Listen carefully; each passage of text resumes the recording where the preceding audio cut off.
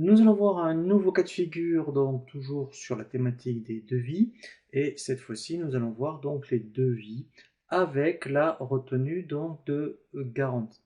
Donc dans un premier temps, à titre de rappel, nous allons revenir sur donc ici les paramètres société et ici donc dans tout ce qui va concerner les documents de vente, donc tout ce qui concerne les options générales. Ici, vous voyez, c'est de l'indiquer. Alors, je vais en indiquer une par défaut. Donc, par défaut, sur EBP, c'était à 2,5.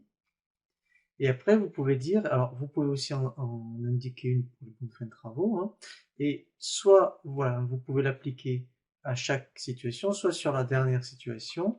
Et si vraiment votre activité, en fait, hein, c'est vraiment systématique, et bien ici, vous pouvez cocher, reprendre les taux de retenue de garantie.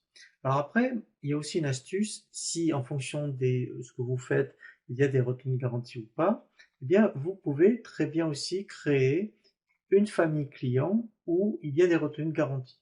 Comme ça, au moins, eh bien, directement, après, alors on verra après comment ça se passe justement par rapport au règlement de la facture.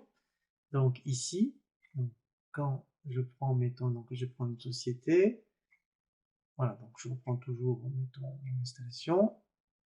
Et donc ici, ce qui va se passer, lorsqu'ensuite, eh bien, effectivement, je vais facturer ce devis, eh bien, je vais retrouver ma retenue de garantie.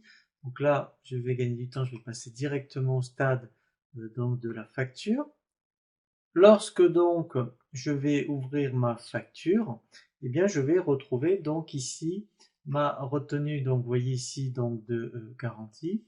Et c'est aussi intéressant, hein, donc par rapport à l'affectation comptable, si effectivement, je pense que votre expert comptable doit vous le demander, eh bien d'avoir des comptes comptables lorsque vous avez donc appliqué des retenues de garantie à vos clients, puisque effectivement, normalement, on va isoler comptablement, hein, donc ces montants. Donc là, ce qui est intéressant, quand on consulte donc la fiche client, ici, vous voyez, vous avez des comptes spécifiques donc pour tout ce qui concerne les retenues de garantie.